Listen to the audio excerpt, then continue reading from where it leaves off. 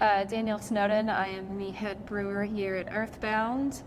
I learned everything I know about beer through Earthbound. My degree's in Parks and Recreation, so I started out as a bartender here, and then I've just worked my way up to where I am now. My name's Stuart Keating. I'm one of the founders of Earthbound Beer, and at this point, I'd say like half of my adult life has been spent running a brewery, so I guess my background at this point is running a brewery. I was the former head brewer until we promoted Danielle to head brewer. Despite her learning everything she knows about making beer here, she's fantastic at it.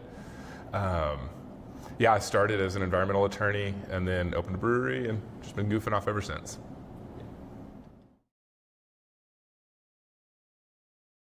As both current and former tour guides of Earthbound Brewing LLC, doing business as Earthbound Beer, I think we are very well qualified to talk about the history of this building.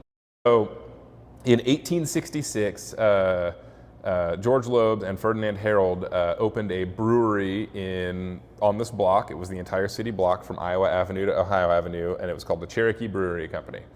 And they, at their peak, produced about 11,000 barrels of beer a year, which was quite a bit of beer by modern craft brewing standards. And they operated here from about 1866 to about 1902.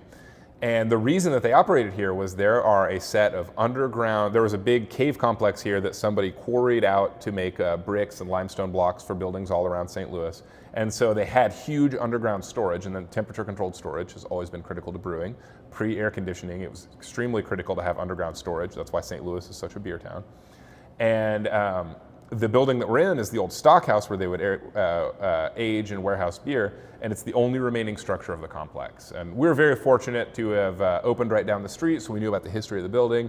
When it was time for us to expand in 2015, after about a year of being open, this is where we wanted to be. We worked with the building owner to rehab the building, put a lot of blood and sweat and tears and money, which is really an abstraction of the other three, into this place. And it's been a really great journey because we were able to rehab the lagering cellars. We were able to build this cool floating mezzanine that we're currently sitting on so that people could experience the architectural detailing in the space. We were able to redo the front of the building the way it looked in 1874.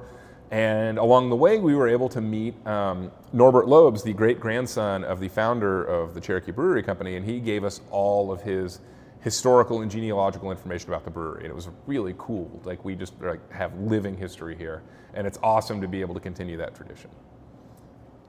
Yeah, I think it's super important that we do the tours on Saturday to show people the lagering cellar, because that is such a big piece of St. Louis history, and that's what basically almost every brewery had underneath their tap room back in the 1800s, and I feel like we have the only accessible one. Yeah. I don't know, but it's a huge part of St. Louis history that we're sitting on, and it's very, very cool to be able to share it.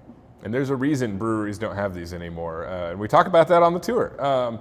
But it's extremely cool. We do tours every Saturday at 2 and 4 p.m. And what I really like about it is we dug out the lagering cellars by hand. They were full to the ceiling of clay and rocks and bricks. We moved like 2 million pounds of fill by hand out of this 25-foot deep basement for no purpose other than to show it off to people. We wanted to give people a chance to experience some part of the history of St. Louis that they couldn't otherwise experience. And we've had tours of, tour groups of 8-year-olds come in, people fly in from out of the country to come in and do speleological stuff. And it's just really cool to be able to show people this side of St. Louis that everybody hears about, but nobody actually gets to see. And really connect them to the social and environmental and political history of St. Louis. We have a talk on the tour briefly titled How Prince Ludwig IV of Bavaria Won the American Civil War. And it's about how the development of lagering in early Renaissance Bavaria led to German immigration patterns in areas that had large amounts of caves in them, like St. Louis, and how the German immigrants brought their culture with them, and they were very fiercely abolitionist, and how that actually changed American history. And it's really cool to be able to have this through line of beer, which is kind of a silly thing, right? It's boiled sugar, it's all sugar water in marketing, and yet it's able to mobilize entire populations to move to specific places on the map and then their political changes totally change the outcome of like huge wars. It's very cool.